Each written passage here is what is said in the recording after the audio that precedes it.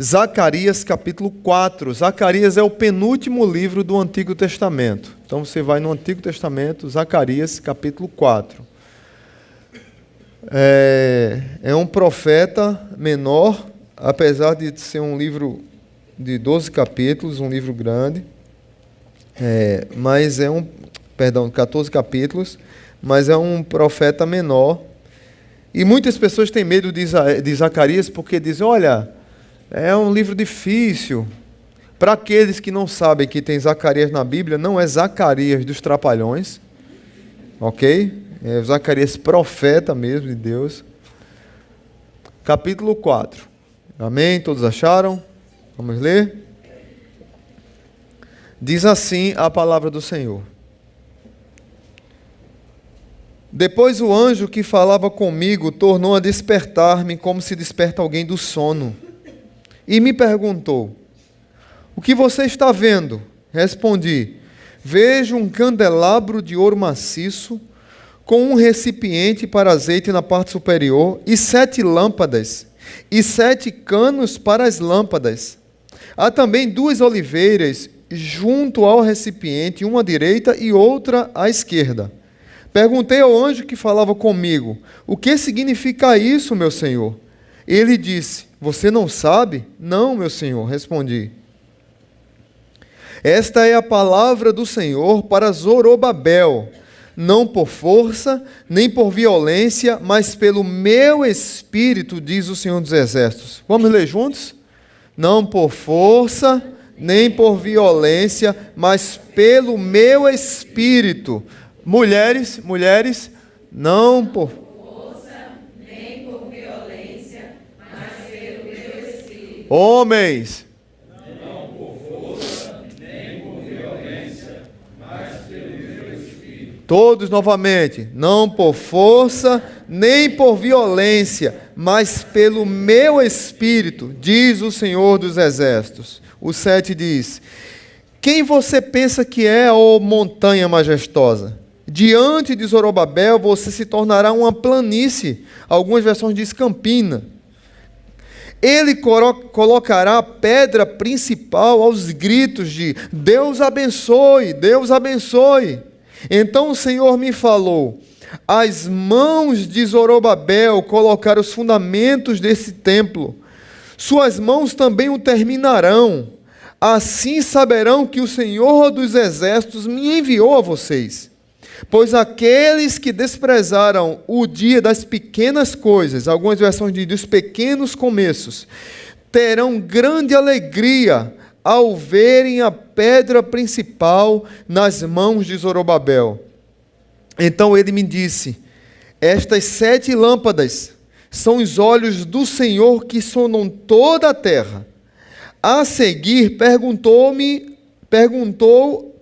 ao anjo, o que significam essas 2 oliveiras à direita e à esquerda do candelabro?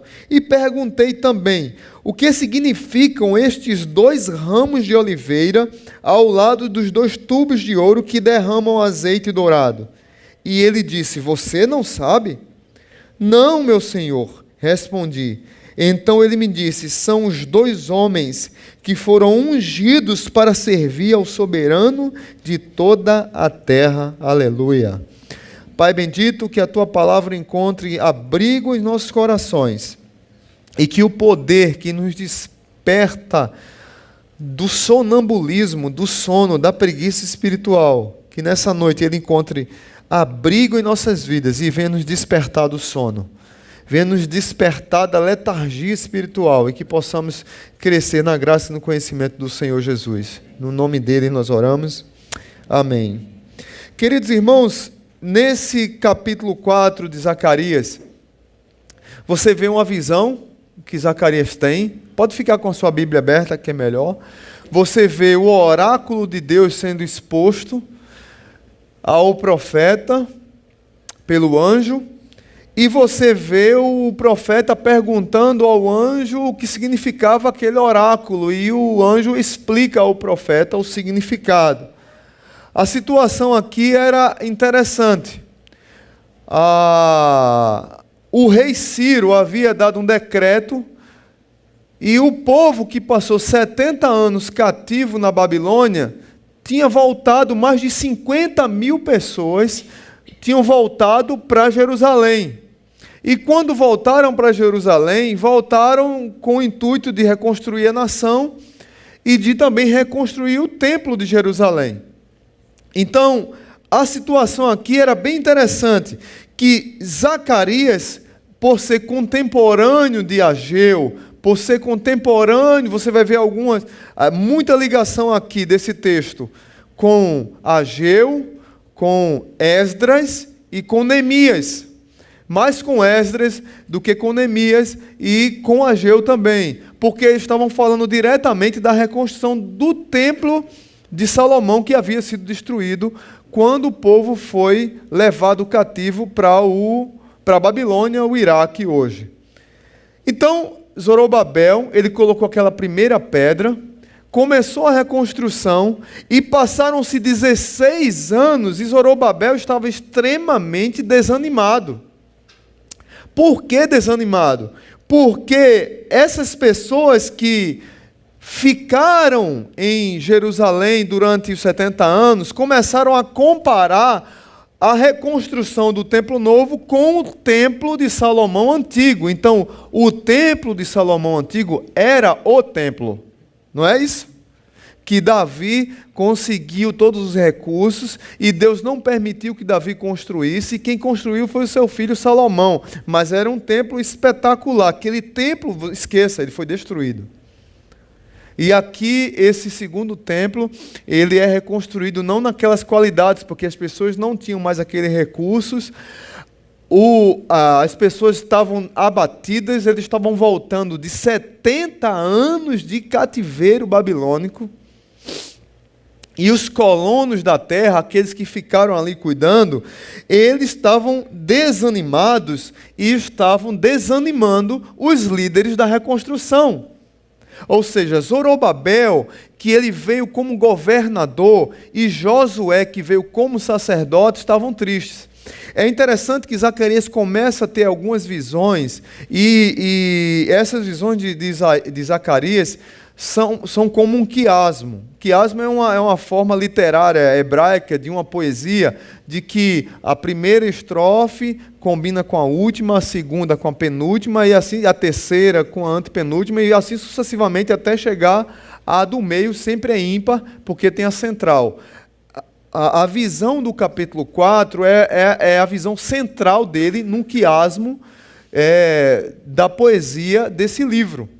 E é interessante demais observar isso, porque ele vai justamente trazer para o povo uma palavra de encorajamento para um povo que estava extremamente triste. No capítulo 3, você vai ver que a palavra de Zacarias para Josué é uma palavra de purificação, que Deus vai purificar o sacerdote, que Deus vai purificar o povo, e que haverá um dia que o povo de Israel vai ver essa purificação, e aí já aponta para o Messias. Muitas pessoas não gostam de ler Zacarias, porque ele é um profeta apocalíptico. Então ele tem muitas profecias sobre a vinda do Senhor Jesus, a primeira e a segunda vinda. Então, confunde a cabeça de muita gente, mas não é um livro que não vale a pena ser lido. Vale a pena ser lido, estudado e aprofundado. Mas trazendo aqui para a nossa realidade, para a prática de vida, muitas vezes, na minha e na sua vida, Deus começa a reconstruir algumas coisas. Eu e você começamos a abraçar a ideia de Deus de reconstruir algumas coisas que estão quebradas na nossa vida. E nós ficamos desanimados. Ou desanimados pelas montanhas que surgem no meio. E aí você vai ver no versículo 7, duas razões aqui que desmotivou Zorobabel. Versículo 7 diz assim: quem você pensa que é, ó montanha majestosa? Que montanha era essa? O povo da terra que se constituiu numa dificuldade. O próprio povo transformou uma reconstrução num negócio trabalhoso que gerou mais dificuldade, gerou mais tristeza. Porém, a palavra era de que esse lugar que hoje está de desesperança, está sem motivação, sem coragem, será uma futura campina, uma planície bela e bonita. Então essas montanhas que surgem na nossa vida, muitas vezes, que parecem ser maiores do que nós, há uma promessa aqui, que elas serão derrubadas. E Deus diz assim, quem são elas? Quem é você, montanha? E aí tem um outro público aqui, que é o público pessimista. O verso 10 diz assim, pois aqueles que desprezaram o dia das pequenas coisas. Esse povo achava que não poderia reconstruir um templo como nos dias de Salomão. Daqui a pouco eu vou falar um pouco sobre isso lá em Ageu, em Esdras. O povo reclamava demais. Alguém já disse acertadamente que é melhor você começar um projeto, um grande projeto, com alguém cego do seu lado, do que com alguém pessimista. É melhor uma pessoa sem visão, mas que segue a sua visão, que está do seu lado, do que um pessimista do seu lado. E parece que tem lógica, porque o pessimista conseguiu abater emocionalmente Zorobabel. 16 anos começou a construir o templo e eles não queriam mais continuar. Parada a construção. Zacarias vem com essa palavra para reanimar o povo. Convoca o povo de Israel ao arrependimento. Ou está dizendo assim, olha, o desencorajamento de vocês é pecado. O desencorajamento, a falta de fé, a falta de esperança de vocês, chama-se incredulidade. E Zacarias vem com a palavra de coragem, de recobrar ânimo e de trazer para eles a visão do futuro. A esperança. Talvez você que está aqui nessa noite, chegou aqui desencorajado por um projeto de reconstrução que não está fácil na sua vida. Você talvez esteja tentando reconstruir o seu casamento, talvez você esteja tentando reconstruir sua vida profissional, reconstruir sua carreira, reconstruir seu relacionamento com seus filhos, reconstruir seu relacionamento com alguém. As dificuldades virão. Reconstruir sua vida espiritual que está abalada, reconstruir sua vida com Deus, reconstruir sua vida com a igreja. Nós sempre recebemos visita de pessoas aqui de outras igrejas que estão arrebentadas. Mas elas vão chegar aqui, elas vão ter dificuldades, elas vão ter montanhas, e vão ter pessoas pessimistas do lado, não vai dar certo não, melhor era o passado. Não tem aquela pessoa que sempre diz, melhor era o passado? Naquele tempo é que era bom. Você ouviu isso? Aquele tempo é que era bom. A pessoa não consegue enxergar coisa boa no novo. Ela não consegue entender que Deus está trazendo ela para uma nova história, para um novo momento. Eu lembro daquela música de Fernandinho, né? Uma nova história Deus tem para mim, não é isso? Um novo tempo Deus tem para mim, tudo aquilo que perdido foi, alguma coisa assim. Deus tem uma nova história. Israel é um novo templo, é um novo momento. Você precisa acordar, encorajar e começar. A obra não pode parar, você tem que continuar. Não vai ter a beleza, a suntuosidade, a grife de Salomão, mas haverá uma coisa diferente. Nos 70 anos que vocês passaram cativos na Babilônia, vocês aprenderam que para adorar a Deus não precisa de templo, precisa de um coração quebrantado e contrito. O templo é só para reunião. Então haverá muito mais do que naquela suntuosidade. O que haverá aqui é verdade. É interessante demais. E aí eu queria trazer algumas lições para a sua vida e para a minha vida a partir desse texto. Zacarias faz esse apelo ao arrependimento, trazendo para eles a ideia de que há um poder que nos desperta espiritualmente. Então, qual é o primeiro poder? É o poder que nos desperta do sono. há um poder que nos desperta do sono. Tem alguém com sono aqui? Não? Verso 1 diz assim: depois o anjo que falava comigo tornou a despertar-me, como se desperta alguém do sono. O anjo voltou e acordou Zacarias. É como se ele e todo o povo estivesse dormindo para as realidades espirituais que deveriam ser reveladas. Queridos irmãos, eu particularmente, eu olho para Zacarias, eu acho que ele estava, na verdade, era atordoado com a quantidade de visões que ele estava tendo até então. E ele estava meio que atordoado. Mas tem pessoas que estão realmente sonâmbulas, dormindo dentro das igrejas. Eu tenho dito aqui na igreja várias vezes que tem pessoas que parece que na igreja católica tem quando a pessoa morre tem a missa do corpo presente. Parece que todo domingo nas igrejas evangélicas do nosso país, do mundo, tem os cultos de corpo presente.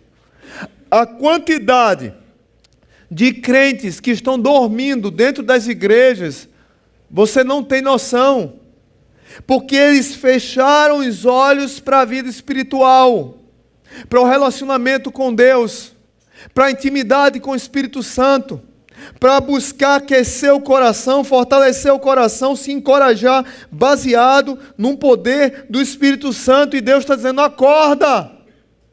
O apóstolo Paulo diz: desperta, ó tu que dormes. Tem muitas pessoas nas nossas igrejas assim, gente, precisando compreender que há muitas batalhas espirituais que nós estamos enfrentando e que Deus quer nos dar visão dessas batalhas, de como nós devemos lutar, de como nós devemos enfrentar as dificuldades, de como nós devemos reconstruir aquilo que está quebrado. Deus quer nos reanimar, Deus quer nos encorajar, mas nós estamos dormindo. E aí o anjo nos convida a despertar do sono. O poder que nos desperta do sono é o poder do Espírito. É o poder que nos ensina de que há batalhas que só vencemos quando estamos ativos espiritualmente. Há batalhas que nós venceremos só se nós tivermos de joelhos dobrados. Há batalhas que só serão vencidas por meio de oração. Não adianta você querer usar sua força. Batalhas que são travadas no campo espiritual, você precisa compreender que você precisa tratar de maneira espiritual. Deus o tempo todo está nos convocando para entrar na batalha que já existe, que Ele está na frente, que Ele é o Senhor dos Exércitos. Mas muitas vezes nós preferimos dormir. E nós ficamos nessa crise de crer ou não, de confiar ou não, de crermos na promessa de Deus ou não crermos na promessa de Deus, de chorarmos ou sorrirmos. E parece que a gente fica cantando aquela música: eu vou deixar a vida me levar para onde ela quiser. E Deus está nos chamando para uma realidade de intimidade com Ele e nós não queremos, porque nós preferimos dormir espiritualmente. Quantas pessoas que estão do nosso lado, que estão nas nossas igrejas, que estão enfrentando batalhas terríveis, mas que estão dormindo. Quantos casamentos que estão sendo destruídos, quantos relacionamentos com os filhos, quantos jovens estão entrando em crises, quantas pessoas estão em crises emocionais, quantas pessoas estão pensando em dar cabo da sua própria vida. E nós estamos adormecidos, sem perceber que a nossa vida está indo à bancarrota, descendo a ladeira sem freio. E Deus está nos convocando para uma reconstrução da nossa vida. E nós estamos dormindo. Talvez você entrou aqui nessa noite e você está enfrentando isso. Para que você se reanime na vida espiritual, a primeira coisa que você precisa é acordar. O poder do Espírito quer acordar você. Amém? Diga aí para quem está do seu lado: acorda! Não, mas grite porque ele está dormindo aí.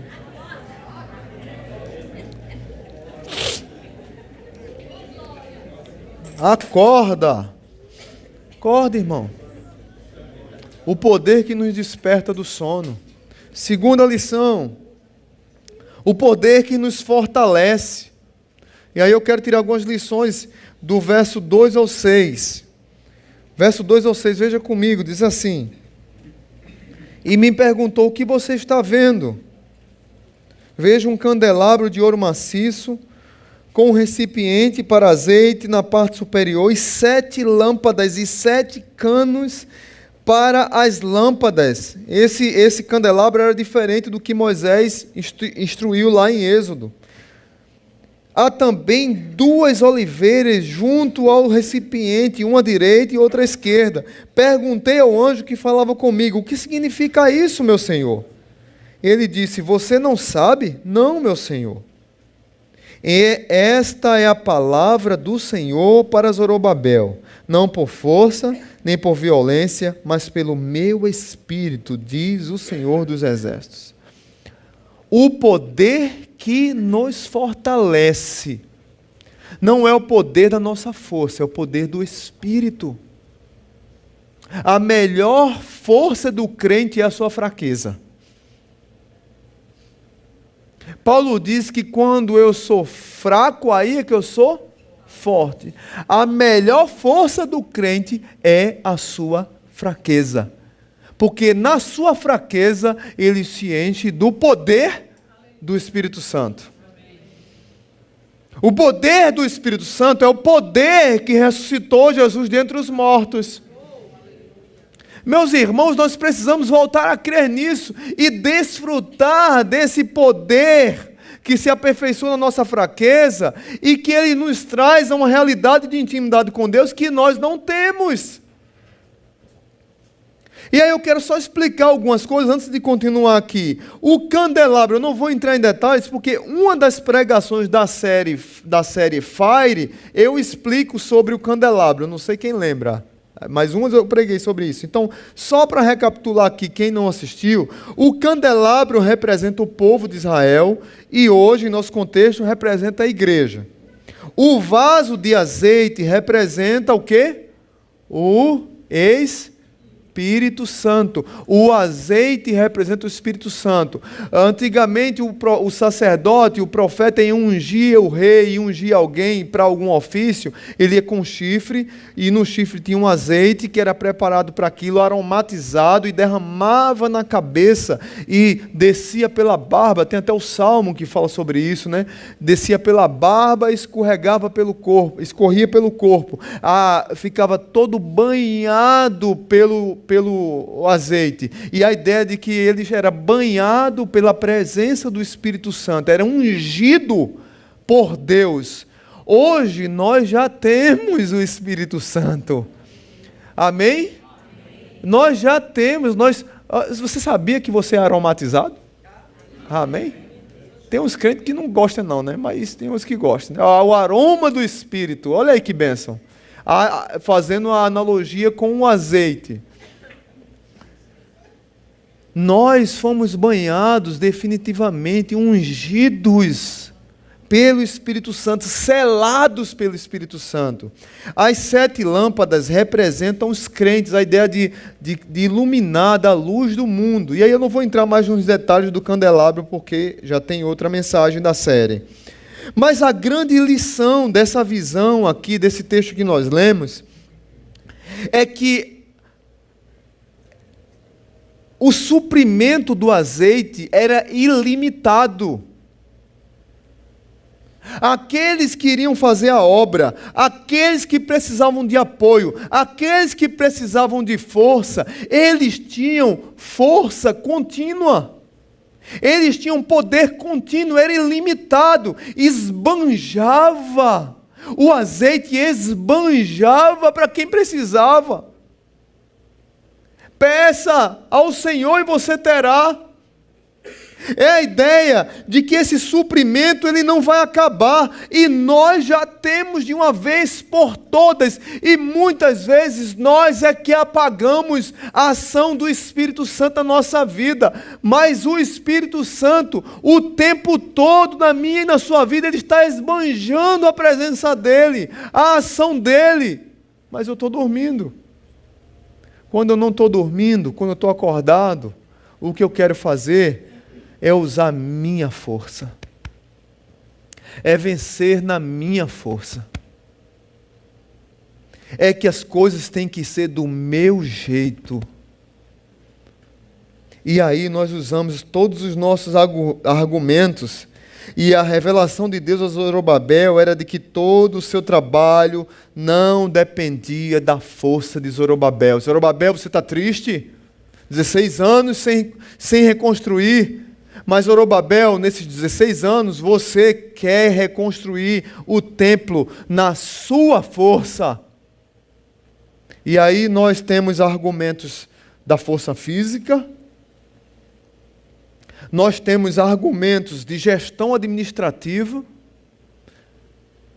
Deixa eu dizer uma coisa para você, tem luta que você trava, que você não vai vencer com gestão administrativa, você vai vencer no poder do Espírito Santo. Tem luta que você trava, que você quer vencer com desenvolvimento militar, poderio militar, você não vai vencer. Gideão venceu 20 mil com 300. Como essa conta bate? Não bate, irmãos. É no poder do Senhor dos Exércitos. Não é no poder seu. E é interessante que em Zacarias 4, várias vezes fala, o Senhor dos Exércitos. Não é que seja só dos exércitos celestiais do Senhor, mas todos os exércitos celestiais, do bem ou do mal, estão submissos ao Senhor dos Exércitos. E qual é o Senhor que você crê, Zorobabel? Qual é o Senhor que eu e você crê?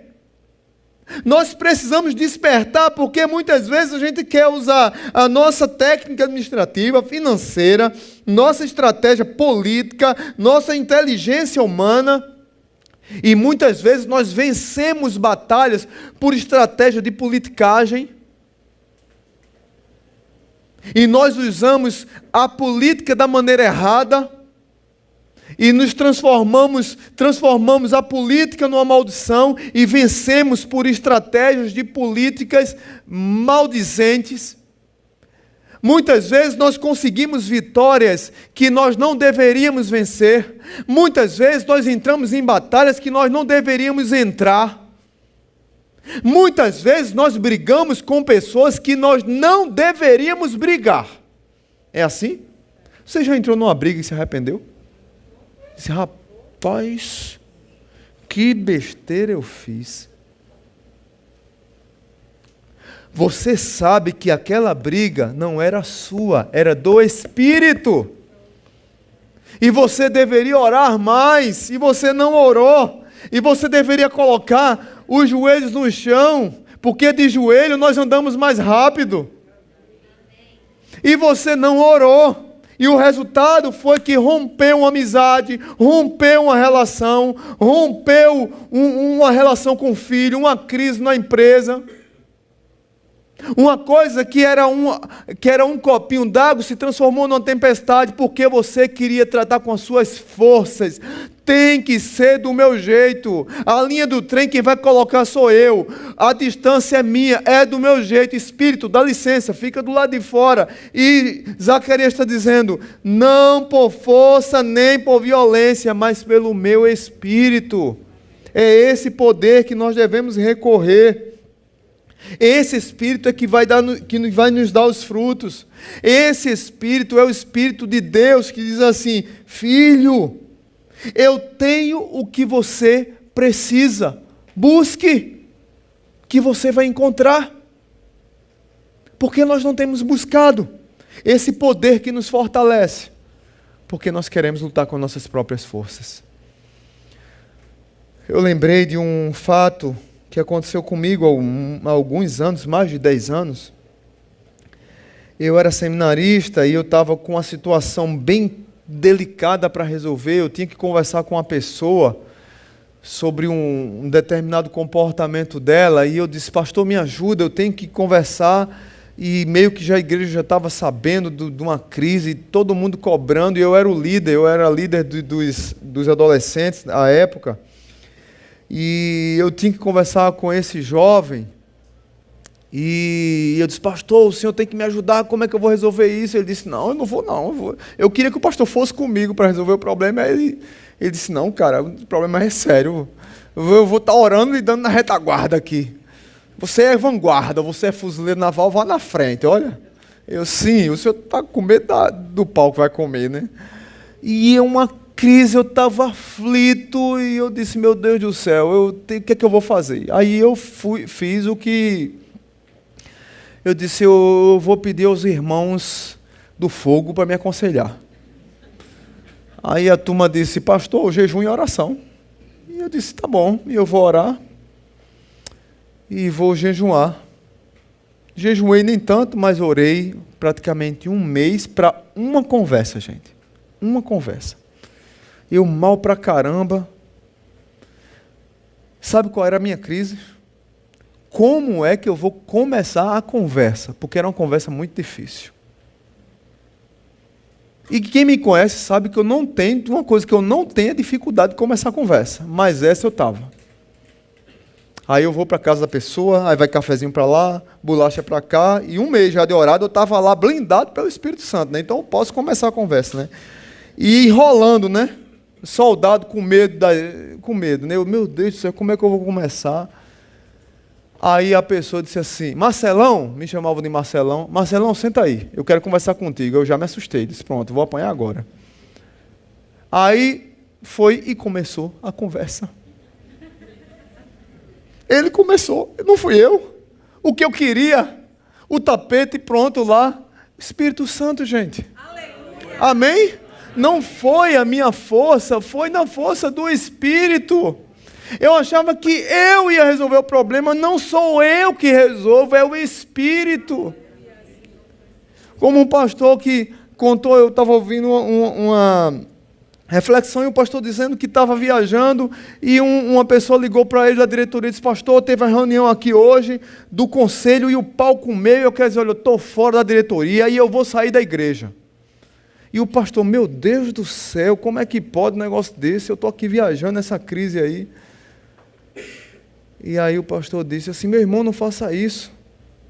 Disse: não, eu estou fora, pastor, estou fora, não dá certo não, não dá certo não. Aí o pastor ligou para um irmão, aí ligou para outro e não conseguia falar com ninguém. E aí Deus disse para ele assim: filho, vá dormir. Não é na sua força, você está longe, não é na sua força, é na minha, eu que vou resolver o problema. E o pastor disse: não, eu vou ligar, eu tenho que resolver esse problema. E em crise, ligando e nada, e não conseguia falar. Resultado, ele disse: filha, Deus tem me incomodado para dormir, eu vou tentar dormir. Porque é na força dele, não na minha. Aí o pastor dormiu. No outro dia, 6h30 ele acorda. 6h30 ligando para os irmãos: e aí, rapaz, vamos resolver aquele negócio? Fulano, não faça isso não. Aí saiu ligando, aí o pessoal: pastor, o que aconteceu? Não, rapaz, porque fulano vai sair. Pastor, está tudo resolvido, fique tranquilo. Aí ligou para outro. Se teve uma confusão aí ontem, fulano quer entregar o ministério. Pastor, fique tranquilo, está resolvido. Aí o pastor disse: não tem condições não. Do jeito que ele me ligou ontem, aí ligou para o dito cujo, né? Aí o dito cujo: pastor, descansa, pastor. Está tudo em paz, está resolvido. O pastor disse: eu sou o doido da história, ou foi um fantasma que ligou para mim? Está tudo resolvido, pastor. Vá fazer o curso aí em paz. E estava tudo resolvido. Aí o pastor disse assim: olha, como foi resolvido, eu não sei se eles viraram a noite orando, se conversaram. Eu sei que foi resolvido. Mas tem brigas, irmãos, que nós entramos, que Deus sinaliza para mim e para você: não entre. dependa da minha força. Mas eu estou dormindo. E o poder do Senhor quer me acordar do sono e eu não quero acordar. E o poder quer me fortalecer e eu não quero a força dele, eu quero a minha. Você é assim? Porque a sociedade tem ensinado eu e você a ser assim.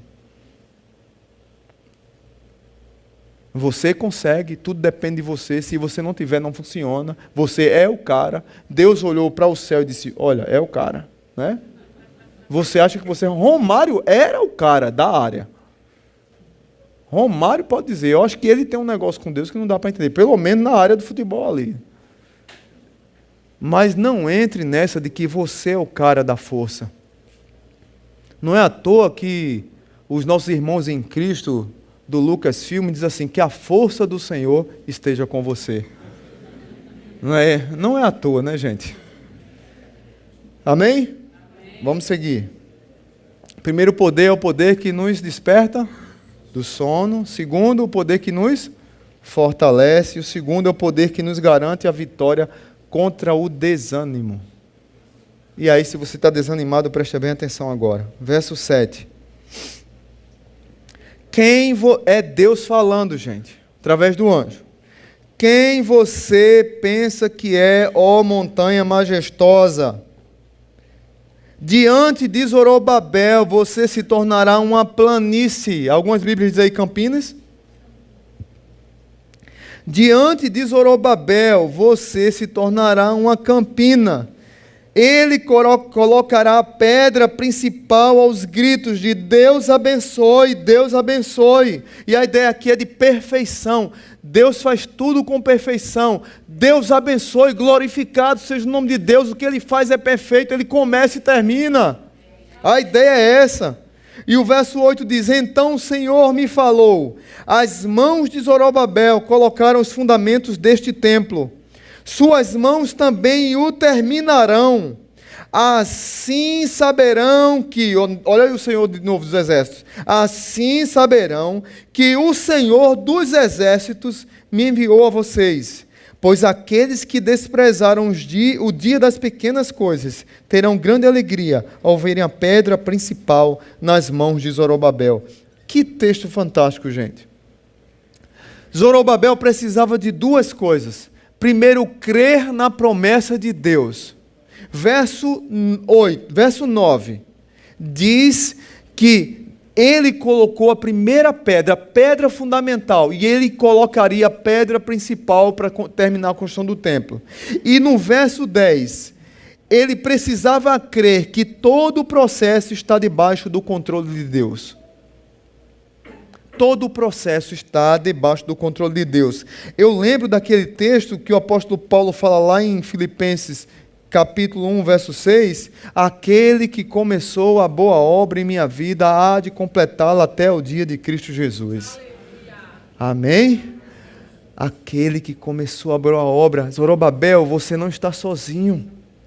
Você está desanimado, mas o poder do Espírito lhe garante a vitória. Talvez você começou a reconstruir algo na sua vida e você não consegue ver a planície, você não consegue ver os montes, as campinas, porque tem uma montanha à sua frente, porque tem um pessimista do seu lado, porque tem vários pessimistas dizendo, olha, não vai, esse casamento não vai ser igual antigamente. Ah, não, a gente já brigou tanto, vamos desistir? Ah, meu filho não tem jeito. Meu filho não tem jeito. E as pessoas começam a ter palavras de maldição, sabe? Pessimistas. E isso se agiganta na sua frente que você não consegue vislumbrar as campinas do outro lado. E Deus está dizendo... O que é você, o que você pensa que é, ô montanha majestosa, na frente de Zorobabel você não é nada. Na sua frente, Clara, Beatriz, Pedro, as montanhas das dificuldades, Deus está dizendo, não é nada. Eu transformo em campinas. Creia na promessa de Deus. Você vai reconstruir o templo. Você vai reconstruir o seu casamento, a sua família. Você vai reconstruir relacionamentos que foram quebrados. Você vai reconstruir sua comunhão com Deus. Você está com o coração azedo, frio, longe do Senhor. É tempo de aquecer o coração novamente. É tempo de buscar ao Senhor, de acordar desse sono, de despertar a sua vida espiritual. É possível. Montes serão transformados em campinas. Qualquer obstáculo diante de Deus, ele se torna nada, nada, nada, nada, nada. Você precisa se alimentar o seu coração das promessas do Senhor. É interessante que é como se Deus estivesse dizendo para mim e para você, meu filho, o azeite não tem fim, entendeu? O azeite não tem fim, creia. A luz não se apagou, o fogo não se apagará. Continue lutando, não desista. Continue lutando, continue como um guerreiro, vamos à luta juntos. Porém, mude as armas. Não é na sua força, é na do Senhor. Não é na força do seu exército, é no exército do Senhor. O problema é que nós queremos lutar a nossa força, irmãos. A vitória é um ato de Deus. Para Deus a vitória é um ato. Deus é vencedor. Aleluia. Amém? Nós jogamos num time que está em dúvida, que está em empate? Não. Deus é vencedor. A vitória é um ato de Deus. Agora para nós, a vitória é um processo. Que vai dia a gente está mais desencorajado, tem dia que a gente está mais animado, um dia o outro está ruim, a gente pega ele e leva, o outro a gente empurra, o outro a gente é empurrado. Para Deus a vitória é certa, Deus já vê a vitória. Para nós é uma caminhada, é um processo. E você precisa crer nisso e continuar lutando, continuar na frente da batalha junto com o Senhor, porque Ele está lá. Mas não desistir facilmente. Eles estavam muito desanimados, mas veja bem porque eles estavam desanimados. Não precisa abrir. Esdras capítulo 3 diz assim, verso 12 e 13. Mas muitos dos sacerdotes, dos levitas e dos líderes de família mais velhos, que tinham visto o antigo templo, choraram em voz alta que quando viram o lançamento dos alicerces desse templo, muitos, porém, gritavam de alegria. Não era possível distinguir entre o som dos gritos de alegria e o som do choro, pois o povo fazia enorme barulho e o som foi ouvido a grande distância. Ou seja, quando os mais velhos, viram os fundamentos lançados do novo templo, muitos que estavam lá, que não conheciam o antigo templo, que nasceram nesses 70 anos, choraram de júbilo, de alegria. Vamos ter o templo, vamos reconstruir a nossa dignidade, o nosso lugar de adoração, vamos trazer a alegria da comunhão. Os mais velhos choravam com força de tristeza. Não é igual ao antigo. Não é igual ao templo de Salomão. Não tem aquele brilho, não tem todo aquele ouro, não tem toda aquela suntuosidade. O choro foi tão grande que a distância gigantesca era ouvido. Mas os dois grupos choravam. E o profeta ficou extremamente desanimado com isso. Ageu capítulo 2, verso 2 e 3, diz assim: pergunte ao governador de Judá, Zorobabel, filho de Sealtiel, ao sumo sacerdote Josué, filho de Jeozadaque, e ao restante do povo o seguinte: quem de vocês, veja a pergunta, quem de vocês viu este templo em seu primeiro esplendor? Comparado com ele, não é como nada o que vocês veem agora? Palavra de ânimo, né, gente? Comparado com o antigo, isso aí não é nada. Quem já é pessimista vai dizer assim: ó vidas, ó céus. Não é assim?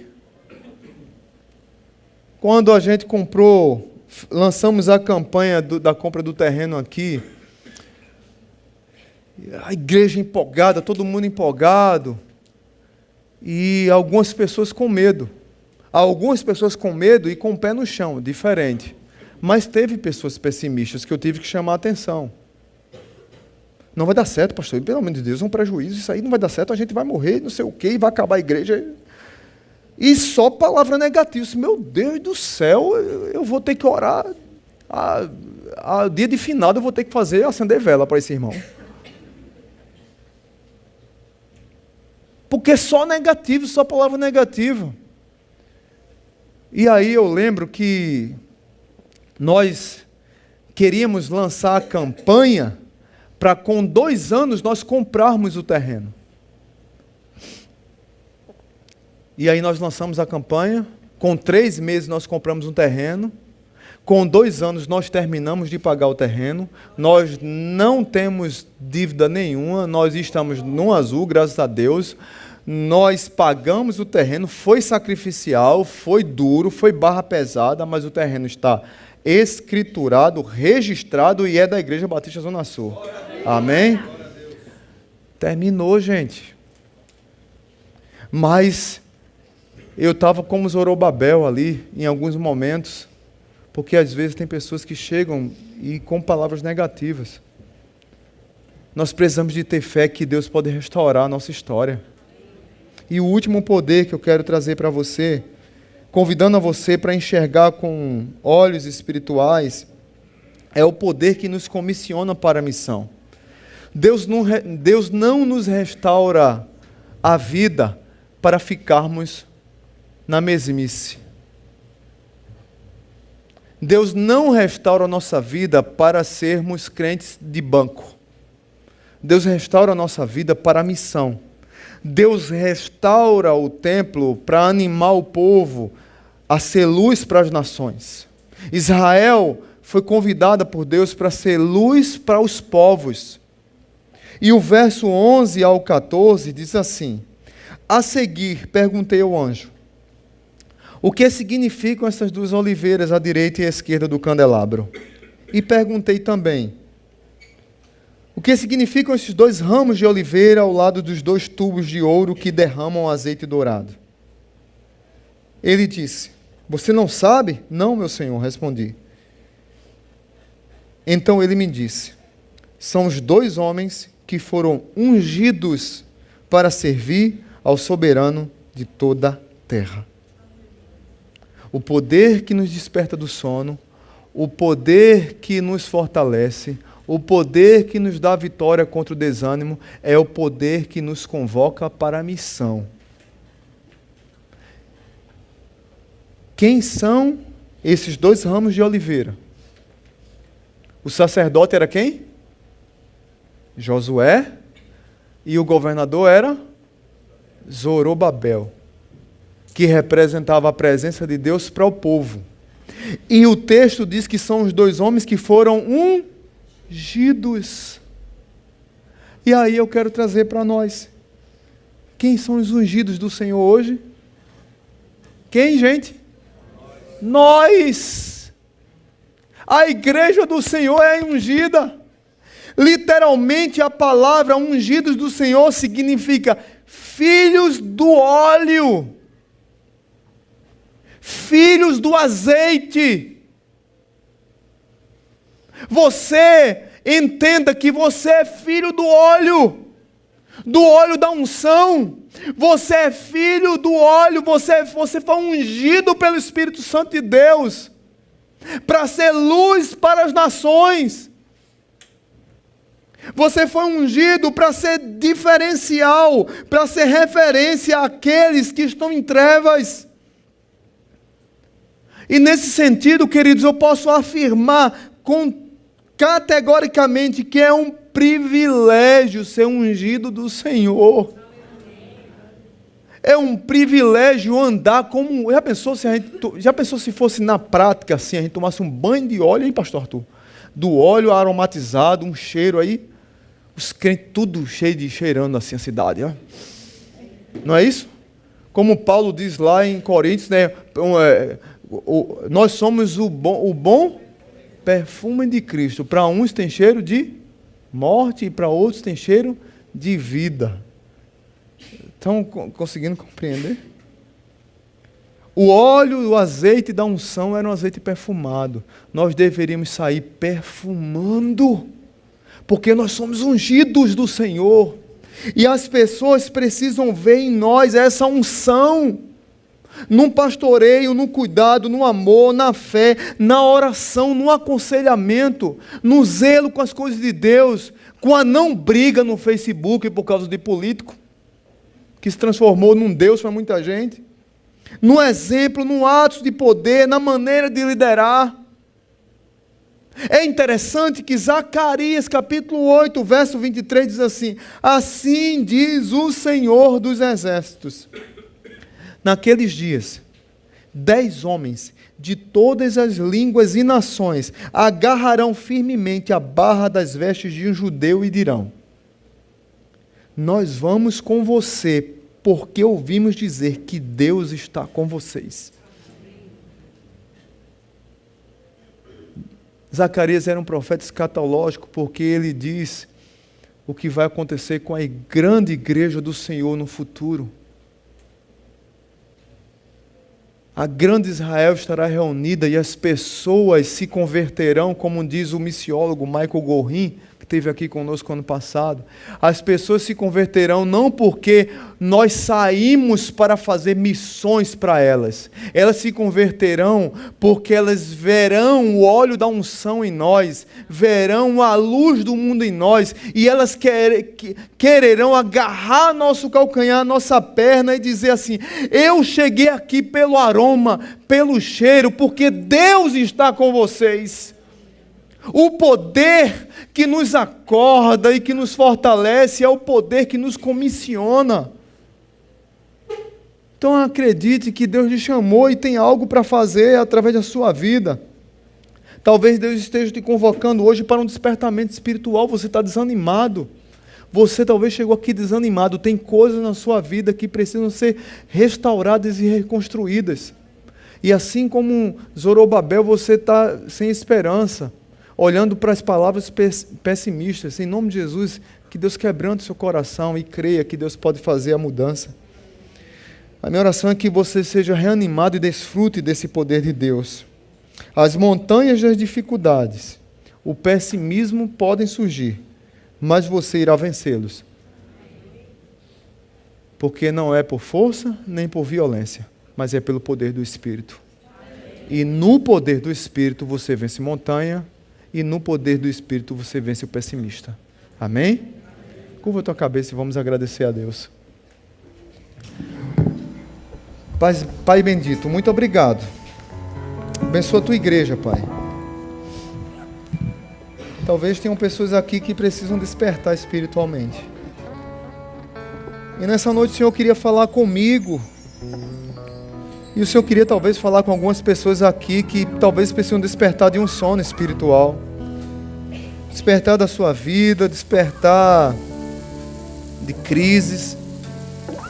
A minha oração nessa noite é que o Senhor chegue nesses corações dizendo: filho, é possível reconstruir. A crise está grande, você está sofrendo. São 16 anos querendo reconstruir alguma coisa. Mas o Senhor está dizendo que não é por força, nem por violência, é pelo poder do Espírito. Talvez tenham pessoas aqui que precisam renunciar às suas forças e dizer: Deus, eu entrego as minhas forças ao Senhor. Porque é forte aquele que é fraco no Senhor. E o Senhor se faz forte naquele que é fraco. Então quebranta os nossos corações para que tenhamos a sensibilidade de entender que precisamos ser despertados pelo poder do Espírito. E que nós saiamos como luzeiros do mundo, fortalecidos, acordados, vitoriosos. Porque nós estamos no time do exército vencedor.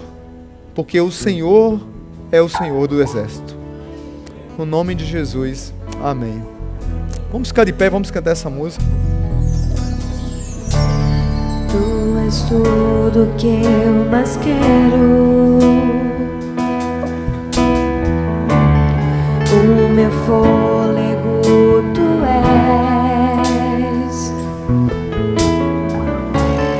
em teus braços é o meu lugar, estou aqui, estou aqui. Pai, eu amo sua presença, teu sorriso é vida em mim.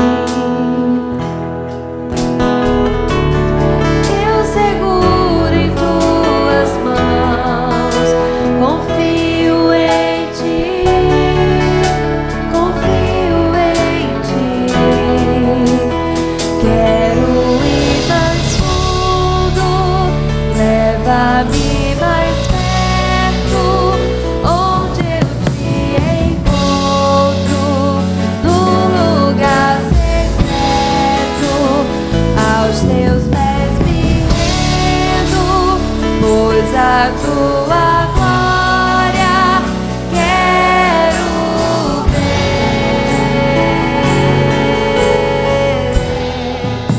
O poder do despertamento espiritual. Se Deus falou com você nessa noite através do profeta Zacarias, sai do seu lugar e vem aqui à frente.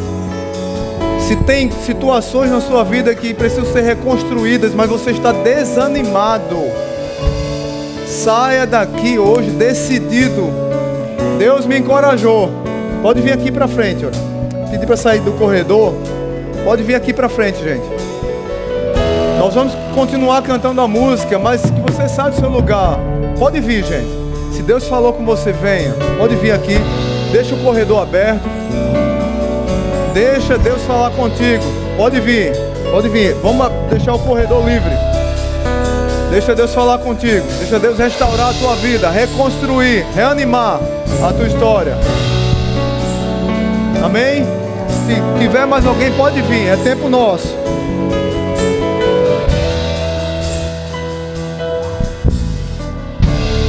Pai, eu amo sua presença,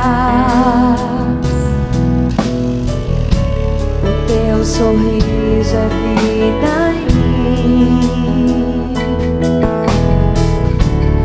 Eu seguro em tuas mãos, confio em ti, confio em ti.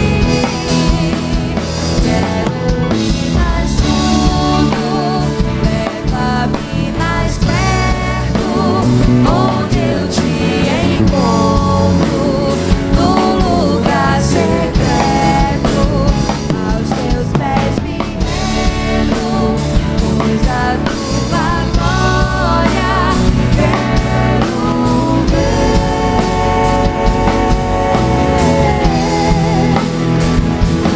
Tudo que eu mais quero é te ver, envolva com tua glória e poder. Sua majestade é real, sua voz ecoa em meu ser. Tudo que eu mais quero é te ver, envolva com tua glória e poder. Tua majestade é real, sua voz ecoa em meu ser. Quero ir mais fundo, leva-nos mais perto, onde eu te encontro, no lugar secreto, aos teus pés me rendo, pois a tua glória quero ver.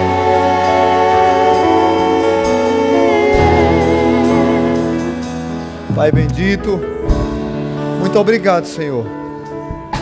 Aqui estão teus filhos, talvez vidas que chegaram aqui desanimadas, abatidas, mas obrigado pelo poder do despertamento espiritual, pela ação do Espírito Santo em nosso meio, pela maneira como o Espírito Santo nos banha, nos cobre, nos protege, nos guia, nos direciona.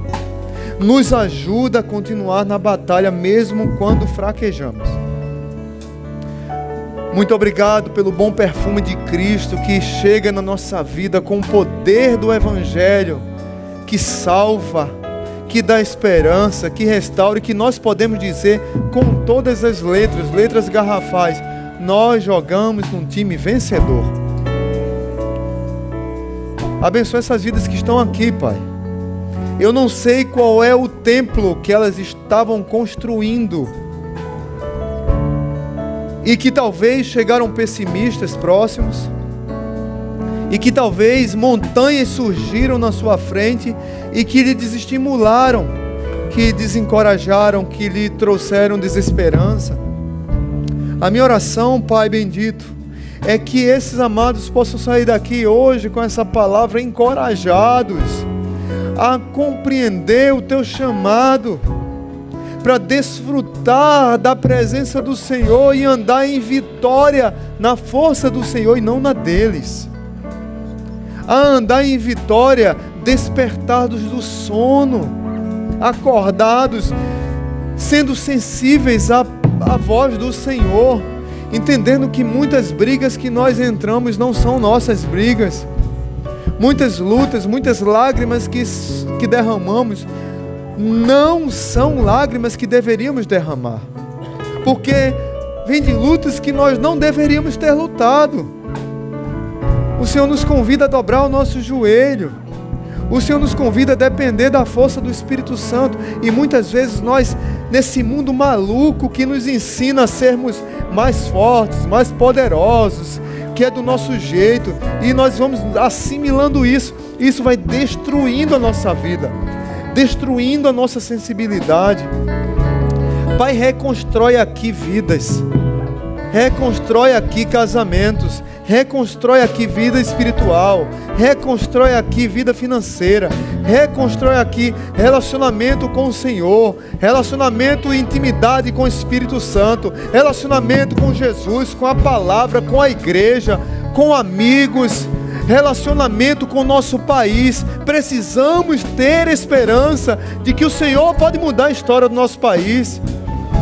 Pai, reconstrua, ó Pai, nesses amados, na minha vida, na igreja, essa esperança que nós precisamos, essa palavra de ânimo que o povo precisava ouvir, que Zorobabel, que Josué precisava ouvir e que Zacarias trouxe. A minha oração é que Zacarias tenha chegado no coração desses amados e que eles saiam daqui hoje desafiados, sorrindo como missionários, porque foram ungidos, banhados, filhos do óleo, filhos da unção, agora como luzeiros do mundo, derramam bênçãos sem medida sobre tua igreja, Pai. Que o amor de Deus o Pai, que a graça maravilhosa de Jesus, que a comunhão do Espírito Santo acompanhe a sua igreja, no nome precioso de Jesus. Amém. Aplauda o Senhor.